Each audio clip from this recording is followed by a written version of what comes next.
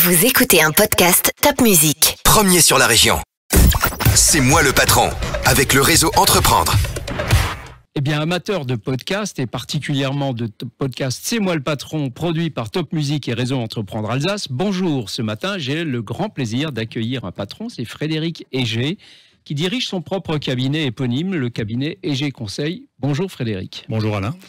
Alors, le cabinet Egé Conseil est spécialisé en propriété intellectuelle ou industrielle. J'ai toujours du mal à savoir, mais vous allez nous raconter ça, Frédéric. À vous la parole.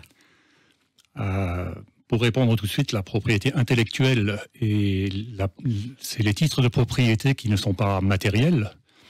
Et là-dedans, il y a le droit d'auteur qui est d'une part, et la propriété industrielle de l'autre. C'est la propriété intellectuelle appliquée à l'industrie. Donc les brevets, pour faire ça. Brevets, marques, dessins, modèles. D'accord. Ce sont les trois titres de propriété industrielle. D'accord. Et donc, vous avez créé votre cabinet, je crois, en 2008, c'est bien ça? C'est ça.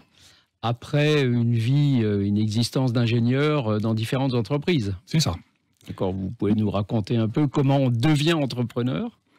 Alors, j'ai fait de la recherche, j'ai fait du bureau d'études, j'ai fait j'étais responsable d'activité et toujours à nouveau, j'étais confronté au brevet d'invention. Soit que les concurrents en avaient, soit qu'on en déposait nous-mêmes, soit qu'on en avait un déjà et dont on profitait sur le marché. Et donc, à l'occasion d'un changement de direction, j'ai fait des études complémentaires de droit en propriété intellectuelle, donc en complément à mes études d'ingénieur. Et ça m'a permis d'obtenir une qualification en brevet d'invention en particulier, mais aussi en marque, dessin, modèle. Pour vous expliquer peut-être un peu plus ce que c'est, quand vous passez du temps à inventer, à trouver des solutions techniques, ou alors à créer quelque chose de beau, d'esthétique, ou à faire valoir un nom, vous passez du temps, vous dépensez de l'argent.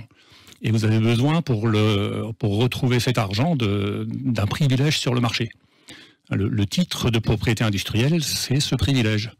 Un brevet vous donne le droit d'interdire à tous les autres d'exploiter votre invention. D'accord. Une marque vous donne le droit d'interdire à tous les autres d'utiliser ce nom pour ce type de produit. Et donc mon métier, c'est à partir d'une solution, de l'écrire dans un document juridique pour qu'on puisse le faire valoir devant un tribunal le moment venu. Alors, le titre de propriété industrielle, c'est valable en France, c'est valable à l'étranger. Comment ça fonctionne et quel en est le prix finalement? Parce que ça coûte quelque chose. Hein. J'imagine, il faut que vous vous en viviez aussi. Absolument. Le brevet, on le dépose en général pour la France.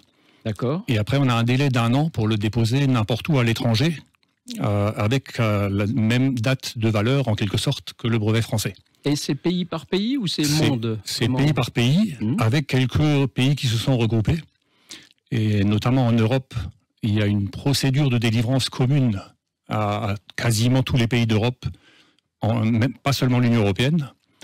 Et cette année, normalement, entrera en vigueur un titre unique de l'Union européenne. D'accord. Donc c'est une des exceptions. Mais sinon, c'est vraiment pays par pays. Et pour un brevet français, il faut compter 6 000 €. Pour le prix moyen. Une recherche préalable pour vérifier si c'est brevetable, la rédaction du brevet, et puis quelques frais ultérieurs. Un brevet européen, c'est plutôt 12 000. Donc ça n'est pas un coût négligeable, mais c'est un coût nécessaire, en tout cas, pour les entreprises, si elles veulent se protéger de la contrefaçon, parce que c'est ça le but. C'est un investissement. C'est un investissement. Et contrairement à certaines idées reçues, il faut commencer par payer. Oui. Dans les brevets, c'est qu'après, si le produit marche bien, qu'on se paye grâce au monopole qu'on obtient par le titre. D'accord. Et un brevet se revend également. Hein, on peut vendre, on peut le louer, ça s'appelle une licence. D'accord. On peut vendre, et on peut vendre le brevet allemand et garder le brevet français. Il y a pas mal de souplesse à ce niveau-là. Et dans ce genre de dépôt de brevets, on dit souvent que les pays asiatiques, j'en citerai aucun en particulier, mais on pense aux plus grands d'entre eux, c'est beaucoup de copieurs. Alors est-ce que le brevet permet vraiment, dans ces pays-là, de protéger l'invention du créateur, du chercheur? On peut dire oui, ça protège vraiment, mais il y a des conditions. C'est pas la peine d'avoir un brevet en Chine si vous n'avez pas une équipe commerciale forte en Chine qui est capable de constater déjà la contrefaçon. Bien sûr. Et puis des juristes chinois Il y a une dizaine d'années, on a eu une première décision importante où un étranger a gagné en Chine. C'est le groupe Danone, non? Je ne sais plus lequel c'est, mais on vient de loin. Et petit à petit, ça s'améliore. On arrive à défendre ses droits, donc à condition de mettre les moyens sur place. Bien sûr. Bien sûr. Donc oui, il faut absolument défendre sa propriété industrielle, ça on le comprend bien. Combien de temps ça met pour, une fois qu'on a l'idée de déposer le brevet et de le faire enregistrer? C'est une séquence qui est longue? Alors, quand la solution est au point, on a la conviction que ça marche, il n'y a pas besoin d'un prototype, on peut démarrer le travail de recherche préalable et de rédaction, ça prend 1 mois à peu près. On dépose. Et après, il faut compter minimum 2 ans, parfois plutôt 3 à 5 ans, pour avoir le brevet délivré. C'est long. Mais ce n'est pas très grave, parce qu'on peut quasiment tout faire avec une demande de brevet. D'accord.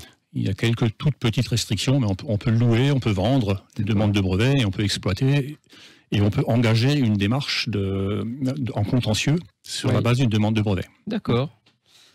Et donc, pourquoi vous êtes venu chez Réseau Entreprendre, Frédéric? C'est quoi la motivation? Alors, c'est une motivation qui m'a poussé aussi à faire un concours. C'est d'être au contact des jeunes entrepreneurs. Parce que je me suis laissé dire qu'il n'y a pas que des vieux entrepreneurs à Réseau Entreprendre. C'est vrai. Et je crois que on a peut-être tous besoin, quand on avance un petit peu en âge, de rester au contact des jeunes. Et c'est une des opportunités ça stimule, hein, oui, c'est sûr, de voir des jeunes qui entreprennent et d'échanger avec eux. D'accord. Une dernière question, Frédéric. Dans quel domaine est-ce qu'on dépose le plus de brevets? Est-ce que vous avez une idée? C'est très très variable. Il n'y a pas un domaine plus que ça.